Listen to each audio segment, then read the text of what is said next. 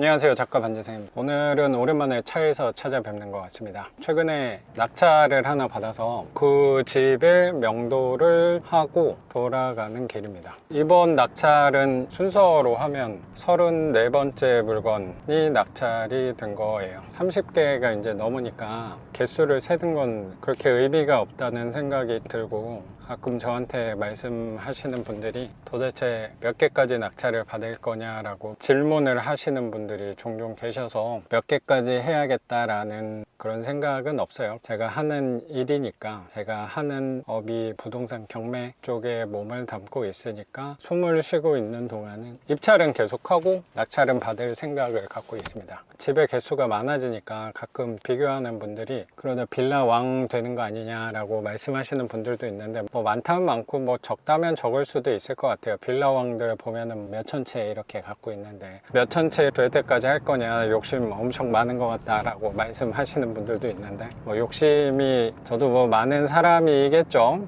많은 사람이니까 꾸준히 집을 계속 쌓아가면서 낙찰을 받고 있다고 생각도 들어요. 욕심이 없는 사람이면 이렇게 하지 않을 거라고 생각도 들어서, 욕심 없는 것처럼 보시는 분들도 계시는 것 같은데, 생각을 해보니까 저는 누구보다 욕심이 되게 많은 사람이 아닌가라는 생각도 들어요. 빌라왕하고 가끔 비교하시는 분들이 있는데, 저는 빌라왕하고 비교하는 거 사실 기분이 그렇게 좋진 않은데, 개수가 많다고 구분을 좀 하자면 빌라왕이 갖고 있는 부동산 빌라라는 부분에서 비슷할지는 모르겠지만, 보유하고 있는 세입자 구성은 완전히 다른, 대상 자체가 빌라라는 게 같은 것 뿐인 거지 보유 방법에 있어서는 완전히 다른 방법이 아닌가라고 생각은 갖고 있습니다. 저는 34개를 보유하고 있다고 말씀드렸는데, 전세 세입자는 단 한 명도 없어요, 전. 그리고 전부 다 월세 세입자로 저는 보유를 하고 있어요. 그래서 빌라왕하고 저하고는 조금 구분을 해야 되지 않을까. 개수가 많으면 또 어떤 점에서는 빌라왕이라고 할 수도 있겠죠. 근데 제 교육생 중에 저보다 집 개수가 많으신 분들도 있으니까 일반 사람들보다는 많을 수도 있는데, 또 그렇게 많은 게 아닐 수도 있지 않나, 그렇게 위안을 하는 것 같습니다.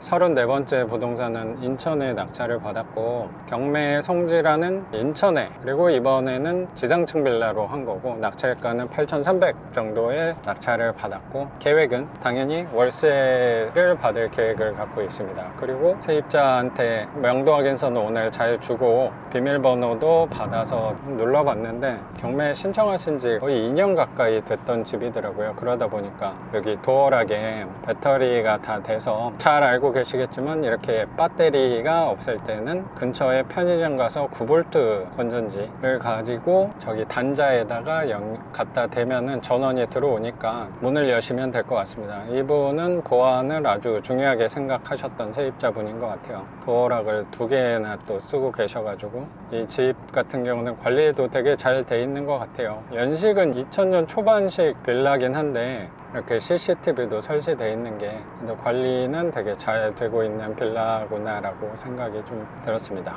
전기가 들어오지 않아서 보통 두꺼비 집이 내려가 있는 경우가 많거든요. 근데 한전의 특징이 웬만하면 전기 단전을 시키진 않거든요. 두꺼비 집을 확인을 해봤는데 전원이 올라가 있어서 전기 공급이 끊겼구나 라고 생각이 들어서 복도로 내려가서 전기 계량기를 이렇게 한번 봤더니 역시나 전기 계량기가 철거가 돼 있네요. 이 부분도 궁금하신 분들이 있을 텐데, 이거는 굉장히 간단한 부분이라고 생각이 들어요. 한전에 전화해서 연결해 달라고 하면 무료로 설치를 해 줄 거라고 생각이 듭니다. 그래서 내일 한전에 연락해서 전기 계량기만 설치하면 아마 전기 공급은 바로 될 거라고 생각이 들고, 어차피 제가 지금 집을 내놓을 수가 없거든요. 임차권 등기가 있는 선순위 세입자인 경우에 배당길 이후에만 세입자가 돈을 다 받아가야지만 임차권 등기 말소를 할 수 있어요. 지금 배당길이 2달 정도 남았기 때문에 서두를 필요가 없는 집이라고 생각이 들어서 얘는 천천히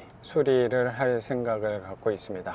컨디션을 한번 살펴봤더니 집이 생각보다 너무 깨끗해서 도배도 안 해도 될 정도라고 생각이 들어요. 싱크대도 이렇게 봤더니 컨디션도 되게 좋고 세탁기까지 옵션으로 들어가 있어서, 이런 세탁기는 사실 제가 그렇게 좋아하진 않는데 분명히 고장났을 확률이 되게 높을 것 같아서, 근데 이거는 뭐 확인해보고 작동이 안 되면 교체하는 걸로 하면 될 것 같고, 문짝이 열리나 잘 봤더니 탑 밑에도 김치 냉장고가 또 들어있어서 뭐 사실 옵션이 달려있으면 좋은 부분이라고 생각하는데 옵션을 그렇게 좋아하지 않거든요. 옵션이 있으면은 나중에 세입자 들어왔을 때 제가 고쳐줘야 되기 때문에 돈이 들 일만 있다, 이 옵션 때문에 월세를 그렇게 높게 받기는 쉽지는 않을 것 같다는 생각 때문에, 이렇게 반가운 옵션은 아니지만 없는 것보단 낫지 않을까, 그렇게 위안을 하고 있습니다. 제가 집을 보고 있는데 옆집 분이 갑자기 오셔서 집을 설명을 해주셨는데, 세입자분이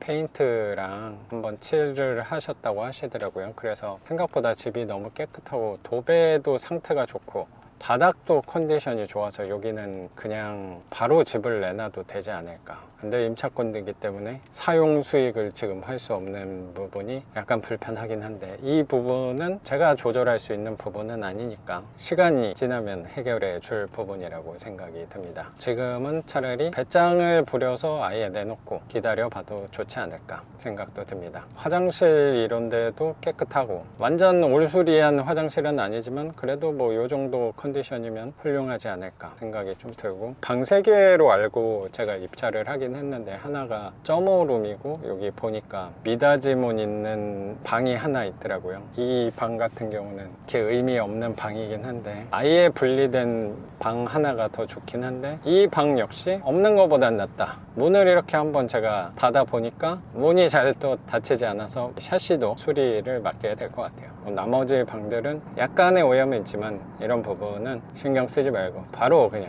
집을 내놓는 방향으로 하도록 하겠습니다. 돈 드는 부분이 너무나도 감사하게도 적을 것 같아요. 그래서 임시청소는 좀 맡기면 좋지 않을까. 가끔 사람들이 너는 언제까지 할 거냐, 34개 언제까지 할지 아직 생각은 별로 안 해봤는데 지금 생각은 계속 할 거라고 생각은 들어요. 왜 제가 이 낙찰을 계속 받을까, 곰곰이 좀 생각을 해봤어요. 나는 왜 계속 낙찰을 받는 건가, 거의 습관적으로 낙찰을 받는다는 생각도 들고, 경매 입찰을 해보시고 수익을 내보신 분들은 공감을 하실 거라고 생각은 드는데, 특히 이 월세를 받아보신 분들은 이 시세 차익 하시는 분들이랑 분명히 저는 구분이 될 수 있는 게, 시세 차익은 경기마다 시기마다 내가 좀 기다려야 될 때도 있고 빨리 움직여야 되고 천천히 움직여야 되고, 그 부분이 이런 부동산 경기마다 좀 있을 거라고 생각이 드는데, 월세의 가장 큰 장점이라고 생각하는 거는 시기에 상관없이 언제나 상황에 맞춰서 입찰을 할 수 있다는 게 장점이 아닐까 생각이 들고, 월세가 지금 34개에서 35개가 된다고 큰 차이가 나진 않을 거라고 생각하거든요. 제 삶에 큰 변화가 없을 수도 있다고 생각이 드는데, 제가 이 부분을 계속 하는 이유는 명분을 이렇게 잡은 것 같아요. 최근에 제가 이사를 왔는데 지금까지의 삶에서 가장 큰 빚을 내고 이사 오다 보니까 돈을 제가 굉장히 많이 썼단 말이에요. 그러면 사람들은 돈을 많이 썼으니까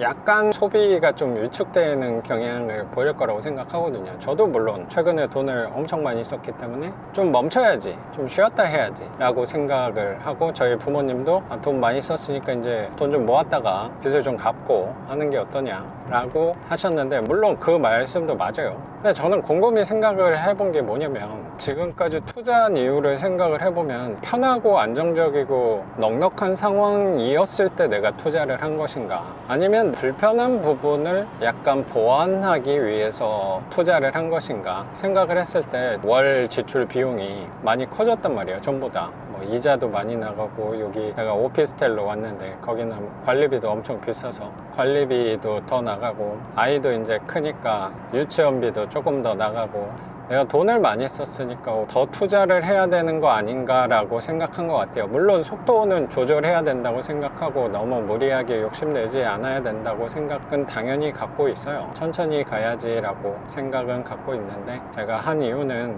인천의 빌라에서 이자를 제외하고 그래도 한 50만 원은 내 생각에 갖고 올 수 있는 집이라고 생각은 드는데, 그러면 빚이 더 늘어났지만 50만 원만큼 살면 조금 더 나아지지 않을까 라고 생각합니다. 생각이 들어서 이 집을 낙찰받은 것 같아요. 저 개인적인 명분에서는 그런 명분을 잡은 거고, 또 대외적인 부분에서는 저도 어쨌든 수업을 계속 하고 있으니까 사례들로 수업하는 부분도 있잖아요. 저도 계속 낙찰받는 모습을 조금 보여드린다면 저를 보고 또 뒤에서 따라오시는 뭐 제 교육생분도 있고, 꼭 제 교육생분들이 아니라고 하더라도 제가 꾸준히 하고 있구나, 제가 이렇게 낙찰을 받으면 어떤 분들은 셈이 날 수도 있다고 생각해서 저도 조금 조심스럽다고 생각은 드는데, 제가 자랑을 하기 위해서 이 영상을 올린다기보다 나도 꾸준히 열심히 하고 있다, 혹시라도 저를 중간점으로 생각하고 오시는 분들이 계실 거라고 생각이 들어서 그런 분들한테 쟤도 하고 있으니까 나도 계속 해봐야지 라는 생각, 그런 느낌을 전달하고 싶어서 저는 계속 또 움직이고 있다고 생각도 들어요. 그러면 분명히 또 자극받는 것도 있을 수도 있으니까, 그게 저는 긍정적인 부분이 됐으면 좋겠는데, 어떤 분들은 이 부분을 보고 또 불편해 하실 분들도 당연히 있겠죠. 그런 부분까지 다 신경 쓰면서 살아가면 너무 삶이 피곤하기 때문에 저는 좋아해 주시는 분들만, 도움만 저는 받았으면 좋겠다는 욕심이 좀 드는 것 같습니다. 오랜만에 영상을 켰으니까, 제가 요새는 혼자 찍는 영상이 거의 없긴 한데 근황에 대해서 말씀을 좀 드리면, 영상은 제가 맨날 올리고 있으니까 전보다 집 채수가 늘어났고, 올해는 이 인천 빌라가 첫 번째 물건이고, 작년에 물건은 우연찮게 4개를 받았고, 올해는 한 채를 받았으니까 올해는 몇 채를 받을진 모르겠지만, 예전보다 차이가 있다면 속도에 있어서는 급할 이유는 별로 없으니까 이 물건 하나 받은 걸로 올해 낙찰 받을 물건 목표는 다 채웠다고 생각해요. 수업에 대해서도 목표는 한 명만 수업을 와 주시면 저는 성과를 달성한 거라고 생각하고, 낙찰도 1년에 한 채만 받으면 목표를 달성한 거라고 생각을 갖고 있어요. 그러면 급하게 뛰어갈 그 이유가 많이 사라질 수 있을 것 같아요. 빚에 대해서도 생각을 해보면 작년보다 거의 한 10억의 빚이 늘지 않았을까 생각도 좀 들고, 빚이 는 이유는 이번에 집을 이사 오면서 빚이 늘어서, 그거를 이게 다 연관성이 있는 부분이라고 생각해요. 빚이 늘어서 저는 이 집을, 그 빚이 늘었기 때문에 또 빚을 늘리는, 아주 역설적인, 빚이 느니까 빚을 줄일 생각하는 게 아니고 빚을 더 늘리는 그런 노력을 더 하고 있습니다. 누가 봤을 때는 요새 같은 고금리 시대에 정신이 나갔구나 라고 생각할지 모르겠지만, 제가 생각해도 제정신은 아니라고 생각해요. 항상 누누이 말씀드리지만, 똑같이 생각하고 행동하면 당연히 똑같이 살아갈 수밖에 없다고 생각하고, 반대로 다르게 생각하고 말하고 행동하면 당연히 다르게 살아갈 수 있지 않을까. 저는 이미 다른 길로 일반적인 사람들하고 좀 다르게 살아야지 라고 생각한 사람이어서, 이제 남과 좀 다르다 이런 생각도 별로 드는 것 같지가 않아요. 주로 만나는 사람들은 제 교육생들만 만나고 있다 보니까 제가 특이한가 요새는 그런 생각도 별로 하지 않는 것 같습니다. 그리고 유튜브는 18년 8월 15일부터 현재까지는 하루도 빠지지 않고 14년 반 넘게 올리고 있는데, 아직까지는 할만한 것 같아요. 앞으로도 계속 올릴 생각인데, 하다가 너무 힘들다 라고 하면은 하루 이틀은 쉴 수도 있을 것 같다는 그 유혹이 요새 많이 오는 것 같습니다. 사람 습관이 하루 쉬면 이틀 쉬고 싶고, 이틀 쉬면 3일을 쉬고 싶기 때문에, 그 노래도 있잖아요. 하루를 밤을 새면 이틀은 죽어. 제가 좋아하는 노래긴 한데 제가 매일 이렇게 올리는 게, 어떤 사람들은 너 지독한 놈이다, 대단하다 라는 말도 하시는 분들도 있는데, 제가 생각할 땐 매일 올리는 것보다 하루 걸러 하루 올리고 이게 훨씬 더 어렵지 않나. 그리고 평일만 올린다, 이게 훨씬 더 어렵지 않나. 왜냐면 일주일에 이틀을 쉬면 분명히 3일 4일은 계속 쉬고 싶다는 생각이 들 거라고 생각해서, 저는 제 자신에 대해서 잘 알고 있는 부분 중에 하나가, 저는 누구보다 게으른 사람이기 때문에 게으를 틈을 주지 말자, 그런 여지를 두지 않기 위해서 매일 올리는 게 나한테는 맞겠구나, 저의 게으름을 잘 알고 있기 때문에 빛을 늘리자. 보통 안 좋은 거라고 생각하는데 빛을 늘리면 아침에 눈이 저절로 떠질 거라고 생각이 들고 저같이 게으른 사람한테 되게 잘 맞는 투자법이 아닌가. 거의 뭐 이제 빚이 누적이 돼서 한 25억, 30억을 돼가는 것 같은데 이 빚은 계속 뭐 제 생각에는 계속 누적할 계획이니까 큰 변화가 없다면 저는 그렇게 하지 않을까 생각이 듭니다. 오랜만에 이렇게 영상을 켰더니 아마 영상 편집된 거는 몇 분이 나갈지 모르겠지만 제가 혼자 거의 지금 오면서 한 40분을 떠들었어요. 이거 보면서 느끼는 게 와, 그냥 말이 엄청 많은 사람이구나. 혼자 이렇게 40분 이렇게 켜고 있기가 쉽지는 않을 거라고 생각하는데 이게 4년 반 동안 매일매일 유튜브를 이렇게 올렸기 때문에 이게 또 가능한 일이 아니었나. 퇴근 시간에 정체되는 차 안에서도 시간을 굉장히 효율적으로 또 보낼 수 있지 않았나 생각을 합니다. 그러면 오늘 영상은 여기서 마치는 걸로 하고 저는 또 내일 영상으로 찾아뵙도록 하겠습니다. 작가 반지상이었습니다. 감사합니다.